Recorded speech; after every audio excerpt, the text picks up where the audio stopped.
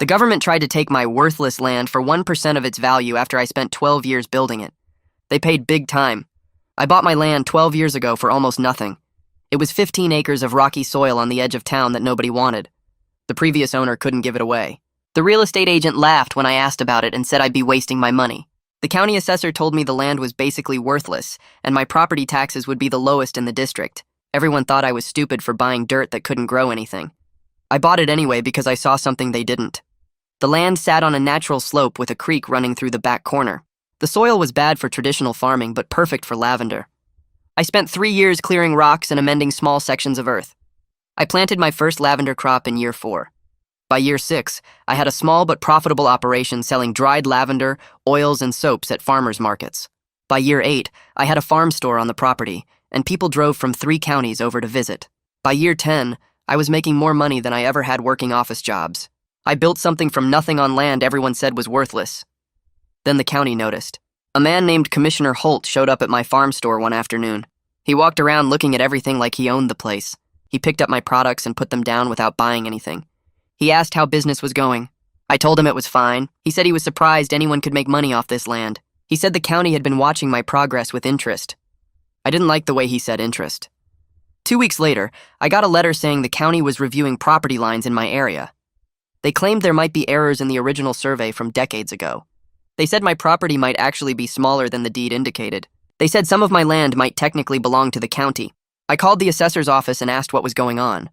A woman told me these reviews happen sometimes and I shouldn't worry. I worried anyway.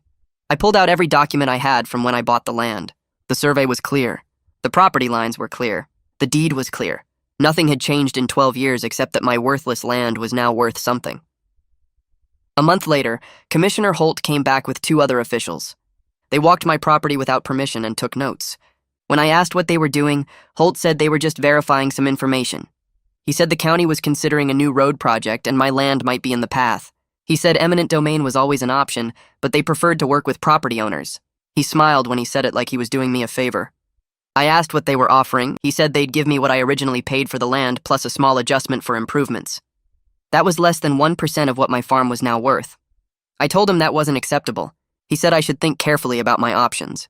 He said fighting the county was expensive and usually pointless. He said most people just took the deal and moved on. I didn't take the deal. Instead, I started asking questions around town. I found out Commissioner Holt's brother-in-law was a developer who had been buying up land on the other side of my property. I found out the proposed road would connect that land to the main highway, making it perfect for a shopping center. I found out Holt had been pushing this project for 2 years, but couldn't make it work because my farm was in the way. The county didn't need my land for a road. They needed my land so Holt's family could make millions. I stopped being cooperative. When the county sent surveyors, I told them they needed written permission to enter my property, and I wasn't giving it. When they threatened legal action, I told them to go ahead. When Holt called me personally to discuss a reasonable solution, I hung up on him. Then I started making their lives difficult. I applied for every permit and protection I could find. Historic agricultural designation, environmental watershed protection because of my creek, small business development grants that came with strings about land use. I got my farm classified as an agritourism destination, which added another layer of regulations about what the county could do nearby. Every application created paperwork. Every paperwork created delays. I attended every county meeting and asked questions about the road project. I asked for environmental impact studies. I asked for traffic assessments. I asked for public comment periods. I asked why Commissioner Holt hadn't recused himself given his family connection to the developer.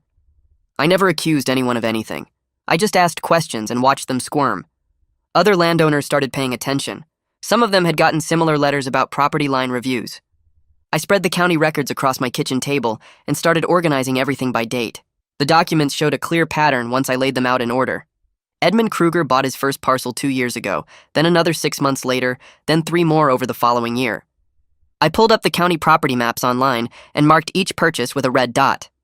The shape that emerged made my stomach tight. Every single piece of land Kruger owned sat in a horseshoe around my farm.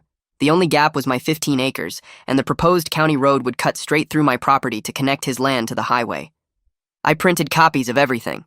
The purchase dates, the property descriptions, the amounts paid. I made a timeline showing how Holt started pushing the road project right after Kruger bought his third parcel. I documented every visit Holt made to my farm, every letter the county sent, every thread about property lines and surveys. The file grew thick with evidence that this wasn't about public need. This was about making Kruger's worthless land valuable by stealing mine. The next county commission meeting happened on a Tuesday night. I sat in the back row of the meeting room with my folder on my lap. About 30 people showed up, mostly contractors hoping to bid on county projects. Holt sat at the front table with 4 other commissioners, looking bored while they discussed sewer system upgrades. I waited through 40 minutes of routine business until they opened the floor for public comments. I stood up and walked to the microphone at the front of the room. Holt's eyes narrowed when he saw me. I asked why he hadn't recused himself from the road project, given that his brother-in-law owned all the land that would benefit from it. The room went quiet. Holt's face turned dark red, and he leaned forward in his chair. He said there was no conflict of interest and I was making false accusations. I didn't argue with him. I just asked if Edmund Kruger was or wasn't his brother-in-law, and whether Kruger did or didn't own the parcels surrounding my farm. Holt said family relationships didn't create conflicts, and the road served public transportation needs. The other commissioners shifted in their seats and exchanged looks. One woman commissioner asked Holt if he had disclosed the family connection when the project was proposed. Holt said it wasn't relevant and changed the subject back to the sewer discussion. I sat down knowing I'd made my point in a public forum that would be in the official meeting minutes. 2 days later, my phone rang while I was restocking shelves in the farm store. A woman's voice asked if I was the person who spoke at the commission meeting. I said yes and asked who was calling. She said her name was Nora Lyons, and she lived 3 miles east of my property. She got a letter last month saying the county was reviewing her property lines and might have found survey errors. The letter used almost the same language as mine. She attended Tuesday's meeting after seeing the agenda included discussion of the road project. When I asked about Holt not recusing himself, she recognized the same pressure tactics the county used on her family. We agreed to meet at her place the next morning to compare what the county had sent us.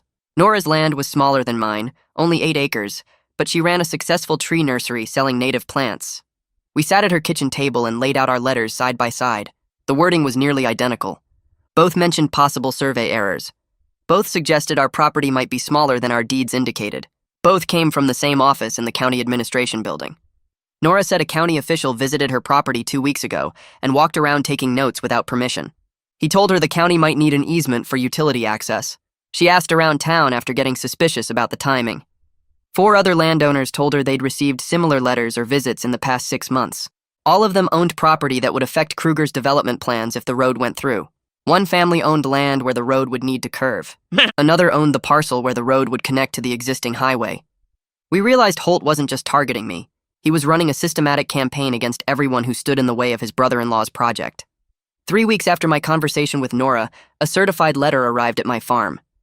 The county filed formal eminent domain proceedings against my property. The legal language claimed urgent public need for transportation infrastructure to serve growing community requirements. They cited traffic studies and economic development projections. The notice gave me 30 days to respond, or the county would move forward with seizure and compensation based on their assessment. I read through the documents twice, feeling the situation shift from harassment to real legal threat.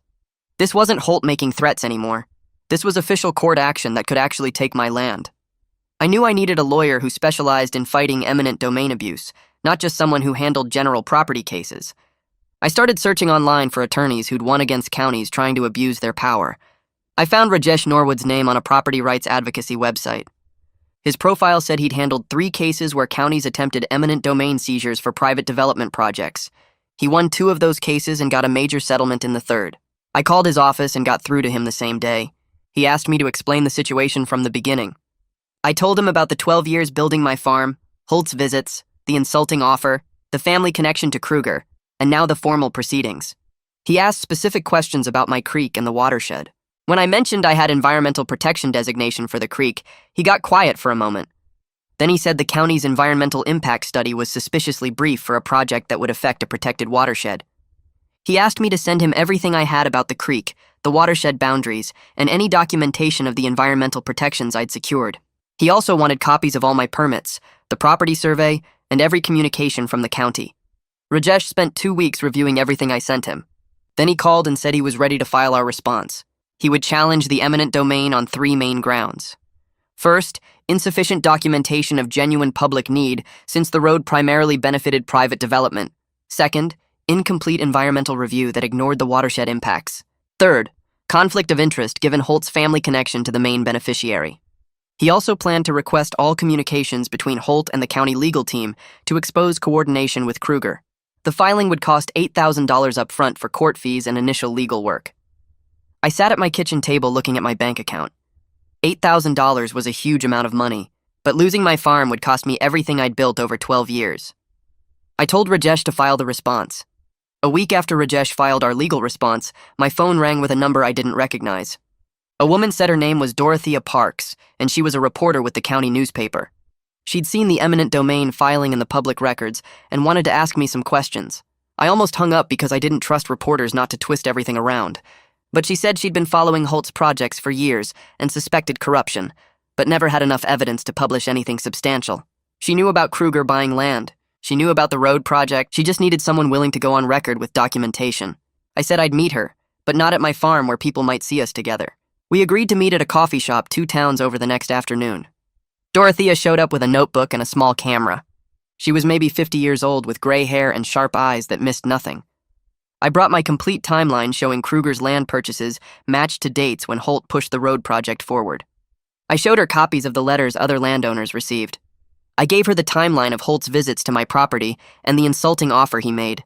She took notes on everything and photographed each document with her camera. She asked tough questions about my sources and how I knew certain facts. She wanted to verify everything independently before publishing anything. I liked that she was skeptical instead of just taking my word for it. She said she'd need 2 weeks to confirm property records and interview other sources. Then she'd write something that would make the county very uncomfortable.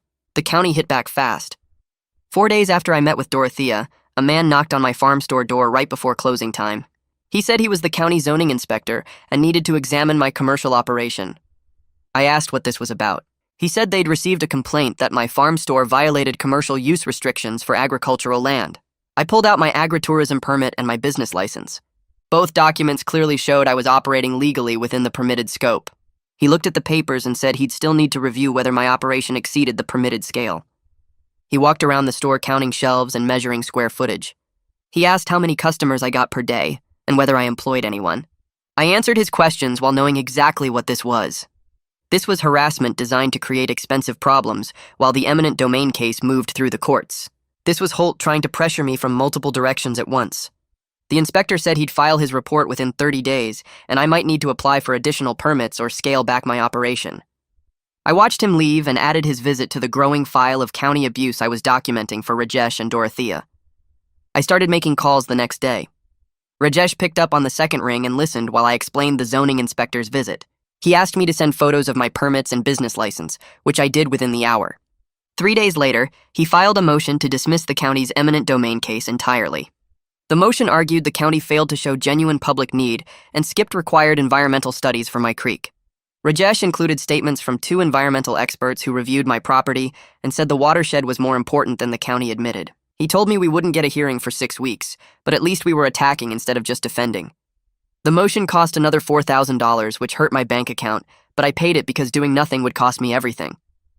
I called Nora and the other landowners I'd met and invited them to my farm store for a meeting. 7 people showed up on a Tuesday evening after I closed.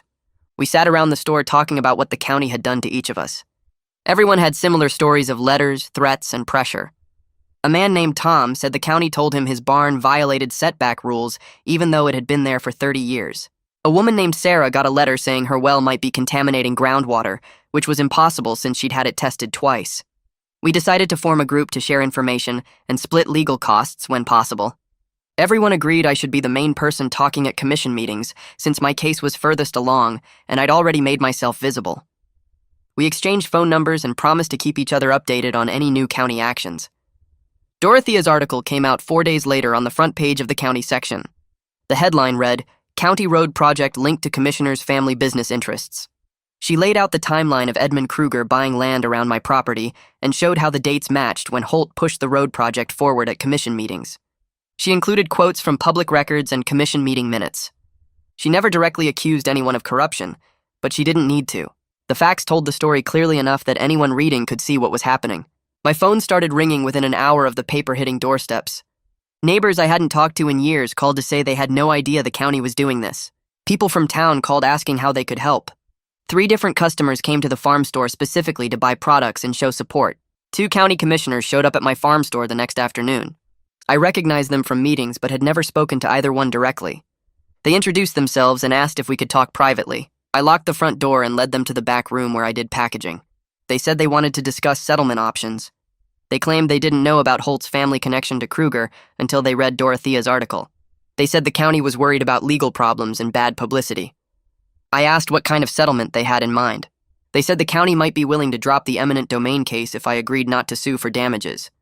I told them I'd consider settlement only if it included dropping all proceedings against me and investigating how this project got approved without anyone noticing the obvious corruption. They said they'd take that back to the other commissioners and get back to me. Holt showed up at my farm 3 days later while I was working in the lavender fields. I heard a car door slam and looked up to see him walking toward me. His face was red and he was moving fast. He started yelling before he got within 10 feet of me. He said I was making a huge mistake by fighting the county and talking to reporters. He said I was causing problems for important projects that would help the whole community. He said accidents happen on farms all the time, and it would be a real shame if something happened to my business or my property. I pulled my phone out of my pocket and started recording. I told him he was threatening me, and he needed to leave my property immediately. He kept talking, saying I didn't understand how things worked, and I was going to regret not taking the original deal. I told him again to leave and said I was calling the police if he didn't go.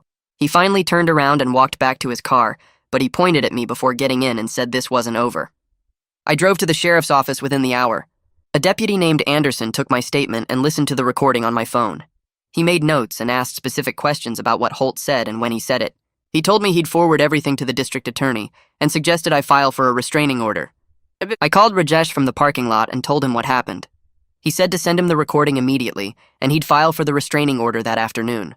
He also said he'd add the threat to our eminent domain defense as proof that Holt had personal motivation instead of public interest. The recording showed Holt was trying to intimidate me into giving up, which proved the county's case wasn't really about transportation needs. Rajesh called me 2 weeks later with unexpected news. The State Environmental Protection Agency contacted him, saying they got an anonymous complaint about the county's incomplete impact study for the road project. The state was opening an investigation into whether the county followed proper procedures before filing eminent domain. Rajesh said he suspected one of the sympathetic county commissioners made the complaint, but we weren't going to ask questions since it helped our case. The state investigation would take at least 2 months, which meant more delays for the county's plans. Every delay gave me more time to build my defense and gave Dorothea more time to dig into Holt's other projects. The judge hearing our case granted a preliminary order stopping all eminent domain proceedings until the environmental investigation finished and our motion to dismiss got heard.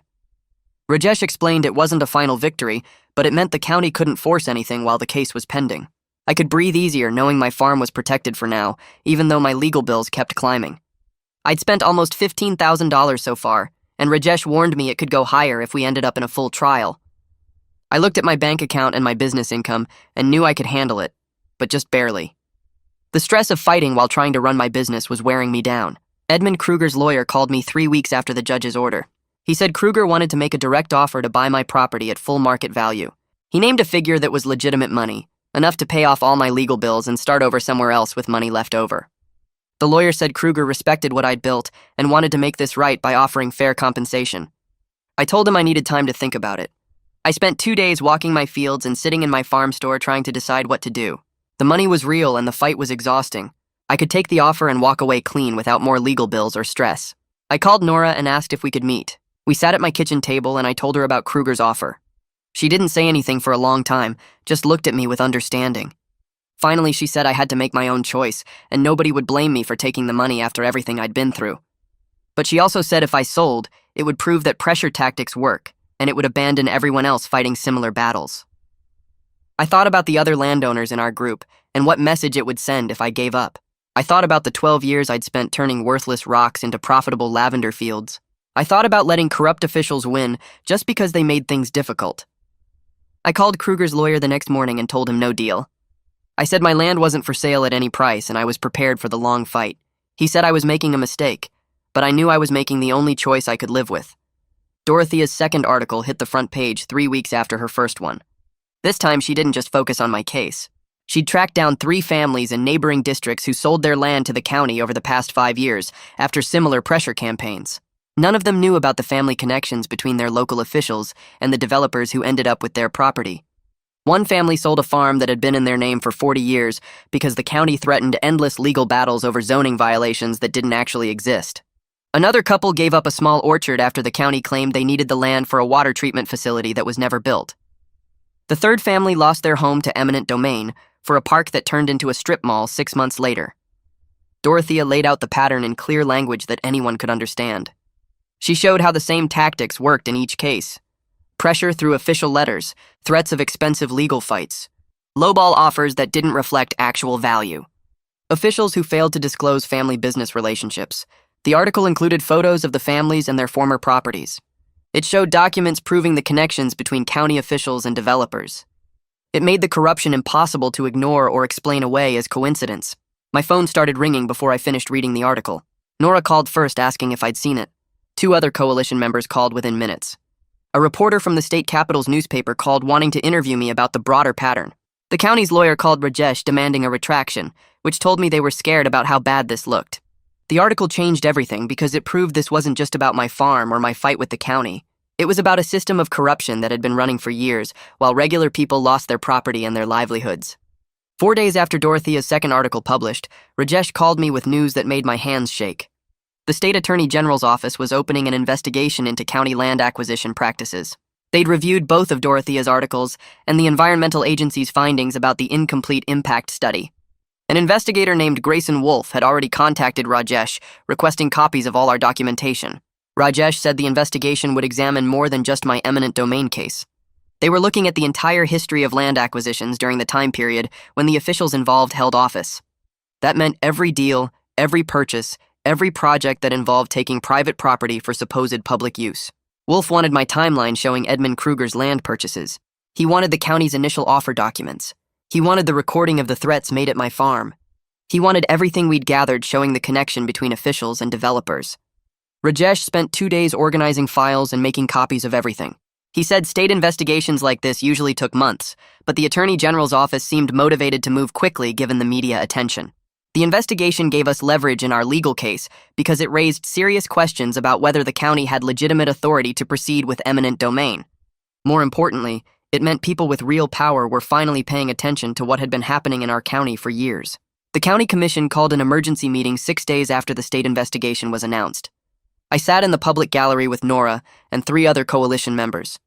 The room was packed with reporters and concerned citizens who'd read Dorothea's articles. The 4 commissioners who weren't connected to the scandal looked uncomfortable as they took their seats. They voted 4-1 to suspend the road project pending completion of the state investigations. The vote came after 2 hours of public comment where person after person stood up to talk about county overreach and corruption. One woman talked about losing her family's land 5 years ago. A man described being pressured to sell at below market value. A business owner explained how county officials threatened to revoke his permits unless he cooperated with a development project. When the vote came, only 1 commissioner voted against suspension. He stood up after the vote and accused his colleagues of betrayal and cowardice. He said they were destroying years of careful planning for the county's future. He said they were letting a few troublemakers derail important economic development. He gathered his papers and walked out of the meeting while people were still talking. The suspension didn't end my legal case automatically, but it removed the supposed justification for taking my land. If there was no road project, there was no public purpose for eminent domain. Rajesh said the county could still try to argue they needed my property for future planning, but their position got weaker every time another piece of evidence came out. 3 days after the emergency meeting, the county commissioners held another session to discuss what they called administrative matters. I watched from home on the county's live stream because I needed to work at the farm. The 4 commissioners who'd voted to suspend the road project moved to place their colleague on administrative leave while the ethics investigation proceeded. They cited the ongoing state investigation and the need to maintain public trust in county government. The motion passed 4-0 because the person being placed on leave couldn't vote on his own administrative status. He was still technically a commissioner, but he couldn't participate in meetings or votes until the investigation finished. The local television news led with the story that night. The state newspaper ran a feature about small county corruption. Suddenly, everyone in the county knew about what had been happening. My farm started getting visitors who said they wanted to show support by buying products. People drove out specifically to purchase lavender soap and dried flowers because they'd read about my fight. A woman told me she was proud that someone had stood up to government overreach. A man said he'd been worried about losing his own property, and my case gave him hope. Business actually improved during what should have been the most stressful time of my life. I hired a part-time worker just to handle the increased traffic at the farm store. The irony wasn't lost on me that the county's attempt to take my worthless land had turned my farm into a symbol of property rights that attracted customers from across the region. Our coalition held a meeting at Nora's house 2 weeks after the administrative leave decision. 7 landowners showed up along with 3 concerned citizens who wanted to help push for policy changes. We'd won important battles, but we knew the fight wasn't over until we changed the rules that had allowed the corruption to happen. Nora led the discussion about what specific policies we wanted to advocate for once new leadership was in place at the county. We spent 3 hours drafting proposals for stronger conflict of interest rules. We wanted mandatory public disclosure of any family business connections within 3 degrees of relation for all county officials. We wanted enhanced protections for agricultural landowners facing eminent domain that would require proof of overwhelming public necessity, not just convenience. We wanted independent review of all major land acquisition projects before any official proceedings could start. We wanted penalties for officials who abused their positions for private gain. Nora volunteered to present our proposals to the commission once the current crisis resolved and new commissioners took office. A retired teacher in our group offered to help write clear summaries that regular citizens could understand. Someone else volunteered to organize a petition drive to show community support for the reforms. We were thinking beyond our individual cases now and focusing on systemic changes that would protect future property owners from going through what we'd experienced. Grayson Wolf's investigation moved faster than anyone expected. 6 weeks after it started, Rajesh called me with information that made my heart race. Wolf had uncovered financial records showing payments from Edmund Kruger to the county official who'd been placed on administrative leave. The payments were disguised as consulting fees for a company that didn't actually provide any services. The financial trail showed $200,000 moving from Kruger to the official over 18 months. The dates matched up perfectly with the timeline of land acquisitions and the road project planning. Bank records showed deposits that corresponded to key votes and decisions about the development. Wolf had also found emails between the official and Kruger discussing how to handle property owners who wouldn't cooperate with their plans. The evidence was clear enough that the Attorney General's office was preparing criminal charges. Rajesh said they were looking at corruption, bribery, and abuse of office. Each charge carried potential prison time if convicted. The news broke on the state wire service that afternoon. By evening, every major newspaper in the state was running stories about county corruption and bribery charges. My phone rang constantly with reporters wanting comments. I told them all the same thing. I was glad the investigation had uncovered the truth, and I hoped justice would be served for everyone who'd been hurt by the corruption. The judge hearing our eminent domain case scheduled a hearing 2 weeks after the criminal charges were announced. Rajesh and I sat at our table, while the county's lawyer stood up to explain why they were withdrawing their case entirely. The lawyer said the county no longer wished to pursue eminent domain given the changed circumstances and ongoing investigations. He said they recognized the project lacked sufficient public purpose justification. He said the county wanted to resolve all outstanding matters and move forward with clean governance. The judge asked if I agreed to the dismissal. Rajesh stood up and said we did, with the understanding that the dismissal was with prejudice, meaning the county couldn't refile the same claim later. The judge ruled that the county had failed to demonstrate legitimate public purpose and noted the ongoing criminal investigation into the project's origins. He dismissed the case entirely and wished me well with my farm. Rajesh shook my hand as we left the courtroom. I felt 12 years of anxiety lift off my shoulders in that moment. The land I'd built from nothing was officially mine without any government claims against it. Nobody could take my farm anymore. Nobody could pressure me into selling. Nobody could threaten me with legal battles. I owned my 15 acres free and clear, and I'd fought off one of the most powerful forces a citizen can face. I drove back to my farm and walked through my lavender fields feeling lighter than I had in years. The county's new interim leadership reached out through Rajesh 3 days after the case dismissal. They wanted to meet about settling any potential civil claims I might have against the county for the harassment and legal expenses I'd endured. Rajesh and I met with 2 commissioners and the county's new lawyer at a conference room in the courthouse. They started by formally apologizing for what had happened. They said the previous administration had violated public trust and my property rights. They said the county wanted to make things right and rebuild credibility with citizens. They offered to cover my legal fees as part of a settlement agreement. Rajesh had prepared an accounting showing I'd spent $32,000 defending my property. The county agreed to pay the full amount without negotiation. They also agreed to issue a public statement acknowledging that the eminent domain action had been improper and that I'd been right to challenge it. I accepted the settlement because the money would remove the financial burden that had been crushing me for months. I also accepted because I wanted to give the new county leadership a chance to prove they were different from what came before. I told them I appreciated their willingness to take responsibility for cleaning up the corruption. Rajesh drew up the settlement documents and the county cut a check within a week. I deposited $32,000 back into my farm account and felt like I could finally breathe again without worrying about legal bills. The former county official resigned before the ethics board could vote to remove him. His lawyer released a statement saying he was stepping down to focus on his legal defense and didn't want to distract from county business. The resignation came 2 days before a scheduled ethics hearing that would have been public and embarrassing. The district attorney added new charges based on the recording I'd made of threats at my farm. Witness intimidation carried its own penalties separate from the corruption and bribery charges. The criminal case was building into something that could send him to prison for years if he was convicted on all counts. His arraignment happened on a Tuesday morning. I drove to the courthouse and sat in the public gallery to watch. He walked in wearing a suit instead of the casual clothes he'd worn when visiting my farm. His lawyer entered not guilty pleas to all charges. The judge set bail and trial dates. I watched him walk out of the courthouse in handcuffs after the bail hearing because the judge considered him a flight risk given the severity of charges. Seeing him in handcuffs felt like justice finally catching up to corruption that had hurt too many people for too long. Edmund Kruger's development projects collapsed within weeks of the criminal charges becoming public. Banks pulled financing for his shopping center plans after learning about the bribery investigation. His business partners distanced themselves publicly, and some filed lawsuits claiming they hadn't known about the illegal payments. The district attorney filed charges against Kruger for bribing a public official and conspiracy to commit fraud. The charges meant Kruger faced prison time too if convicted. The land he'd bought around my property sat empty with for sale signs going up on several parcels. Without the road connection he'd tried to steal my land to build, his development plans were worthless. Several parcels went into foreclosure as Kruger's financial situation deteriorated.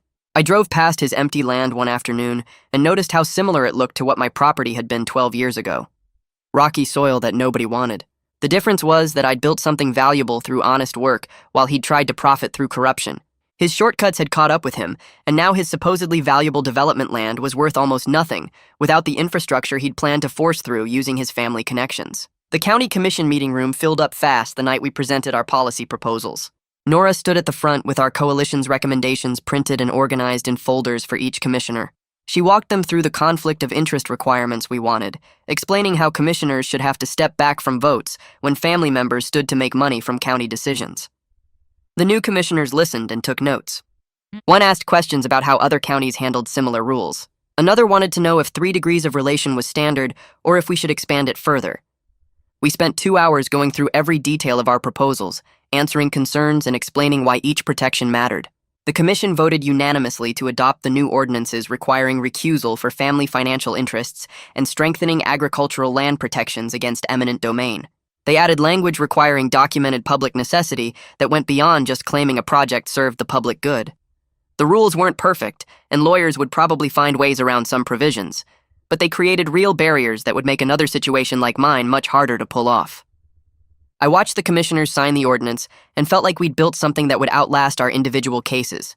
3 months after the judge dismissed the eminent domain case against my farm, I got a call from a state legislator's office asking if I would testify about eminent domain reform. The legislature was taking up a bill that would change how counties could use eminent domain across the entire state. Dorothea's articles had gotten attention at the state level, and lawmakers wanted to hear directly from someone who'd fought off an abuse case. I drove to the state capitol on a Tuesday morning with Nora riding along for support. The Capitol building was bigger than I expected, with marble floors and high ceilings that made me feel small. We found the right committee room and sat in the public gallery waiting for our turn to speak. When they called my name, I walked to the witness table and sat down facing a panel of legislators. I told them about buying worthless land 12 years ago and building a profitable farm through honest work. I explained how the county tried to take it for 1% of its value so a commissioner's family member could make millions. I described the legal fight and the stress of not knowing if I'd lose everything I'd built. Nora testified after me, talking about how the coalition formed and how many families faced similar pressure. The legislators asked questions about what protections would have helped us and what penalties would actually deter corrupt officials. The bill they were considering included stronger requirements for proving public necessity and real consequences for officials who abused eminent domain for private gain. It wasn't everything we wanted, but it was significant progress toward making the system fairer. My farm store got busier after all the publicity about standing up to the county. Customers started driving from across the state specifically to support the business that fought government overreach. Weekend traffic doubled and then tripled as word spread through social media and local news coverage. I couldn't keep up with demand working alone anymore. I hired 2 part-time employees to help with the store and product fulfillment. One was a college student who needed flexible hours, and the other was a retired teacher who wanted something to do a few days a week. Having help meant I could focus on the actual farming, instead of spending all day selling products and answering customer questions. The extra income from increased sales let me finally pay myself a real salary instead of putting every dollar back into operations. For 12 years, I'd lived cheap and reinvested everything, but now I could afford to relax a little and actually enjoy the success I'd built. Rajesh called me about setting up a legal defense fund for other landowners facing eminent domain problems. He'd been contacted by several property owners in neighboring counties who were dealing with similar situations but couldn't afford attorneys. We organized a fund with initial donations from coalition members and supporters who'd followed my case through the news coverage. The fund would provide free initial consultations so landowners could understand their rights and options. It could also help cover filing fees and basic legal costs for people who qualified based on income. Rajesh volunteered to handle consultations pro bono for the first year to get the fund established. We set up a simple website explaining how to apply for assistance and what kinds of cases the fund could help with. It felt good turning my experience into something practical that could help others fight back against government abuse. The fund wouldn't solve every problem, but it would give some people a fighting chance who otherwise would have just given up and taken whatever the county offered. Dorothea won the State Journalism Award for her investigation into county corruption. The award ceremony happened at a hotel conference center with reporters and editors from newspapers across the state. I went to watch her accept the award and listened as she gave a speech thanking sources who trusted her with their stories despite risks. She mentioned me by name and talked about how willing I was to go public, even though it made me a target for retaliation. The recognition brought more attention to eminent domain abuse as a serious issue that needed investigation and reform. Several newspapers from other parts of the state hired Dorothea to train their reporters on investigating local government corruption. She started traveling to give workshops on document analysis and cultivating sources in government offices. Her career took off in ways that helped spread knowledge about holding officials accountable, and I was glad my willingness to talk to her had contributed to that success. The newly elected county commissioners held a public meeting to present their transparency plans and get community input on future development. They invited me to speak about protecting agricultural landowners and respecting property rights. I kept my remarks short, maybe 5 minutes total. I talked about how government power should serve citizens instead of enriching officials and their families. I emphasized that development could happen without trampling on people who'd invested years building legitimate businesses on land they owned legally. The commissioners seemed genuinely interested in doing better than their predecessors, and the public meeting format was already an improvement over how things used to work. People could ask questions and raise concerns without feeling like they'd be targeted for speaking up. The new leadership wasn't perfect, but they were making real efforts to rebuild trust that had been destroyed by years of corruption. I expanded my farm by planting 3 more acres of lavender in the spring. The expansion had been impossible before because every spare dollar went to legal defense, but now I had confidence the county wouldn't try stealing my land again. I also added a small event space for weddings and private gatherings, converting an old equipment shed into a rustic venue with string lights and wooden benches. The event space opened up a new revenue stream and brought more visitors to the farm, who then bought products from the store. I hired Nora's daughter for seasonal work during the busy summer months when lavender was in full bloom. 2 other coalition members had family who needed part-time jobs, so I brought them on for harvest help. Having a crew meant I could handle the expanded operations without killing myself working 16-hour days. The farm was growing into something bigger than I'd originally imagined, and it felt amazing to build that growth on a foundation that was finally secure. The trial for Holt ended with convictions on 4 corruption charges. The jury deliberated for less than a day before finding him guilty of bribery, abuse of office, conspiracy, and witness intimidation. The judge sentenced him to 3 years in federal prison, plus restitution of the $200,000 he'd taken from Edmund. Edmund pleaded guilty to his own charges and got 18 months plus a $50,000 fine. Watching both of them face real consequences felt like the system actually worked for once. They'd tried to use government power to steal from people and enrich themselves, and now they were paying for it with prison time and financial penalties. The conviction sent a message that corruption had consequences even for people who thought they were untouchable because of their positions or connections. The coalition celebrated our first anniversary with a community event at my farm. We invited everyone who'd supported us through the fight, from coalition members to people who just showed up at commission meetings or shared articles online. Over 200 people came for lavender picking, live music from a local band, and a potluck dinner where everyone brought dishes to share. Kids ran through the fields while adults talked and laughed and swapped stories about the crazy year we'd all been through. Nora gave a speech thanking everyone for standing together when it would have been easier to just accept what the county wanted. She talked about how we'd proven that ordinary people could fight corruption and win if they organized and refused to back down. I looked around at all the people gathered on my farm and realized we'd built something bigger than just defending individual properties. We'd created a community of people who understood the importance of standing up for what was right, even when it was hard. Property rights organizations from 3 other states contacted me asking if I'd speak at conferences about our successful fight. They wanted me to share strategies for organizing against eminent domain abuse and standing up to corrupt local officials. I agreed to do the speaking engagements even though they didn't pay much beyond covering travel costs.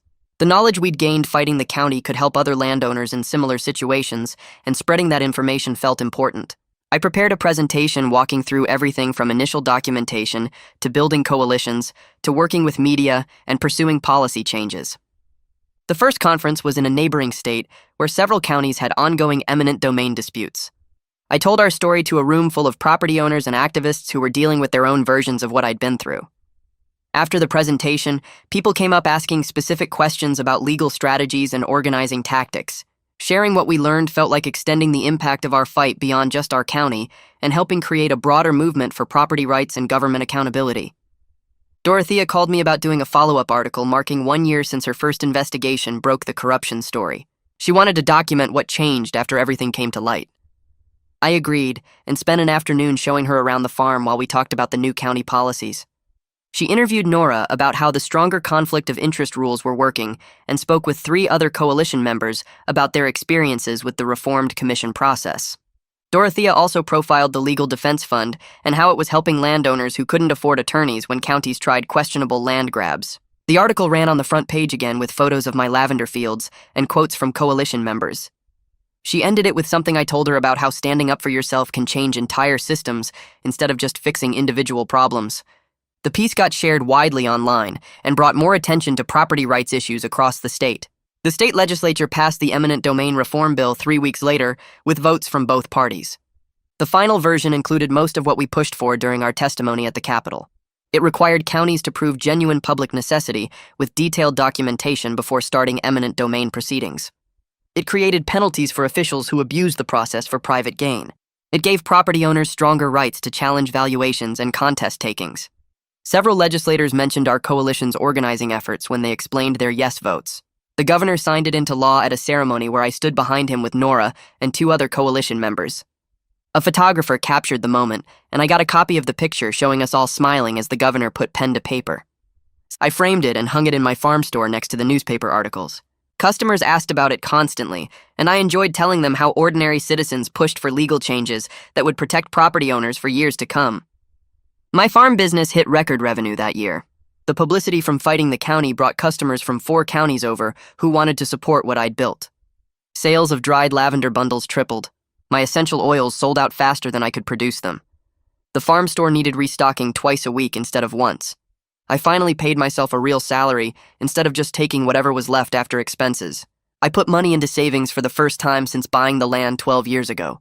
The financial security felt incredible after years of pouring everything back into the business and then spending tens of thousands on legal defense. I invested in a new irrigation system that would make the lavender fields more productive during dry summers. I renovated the farm store with better displays and a larger checkout area. I bought equipment that let me process lavender more efficiently.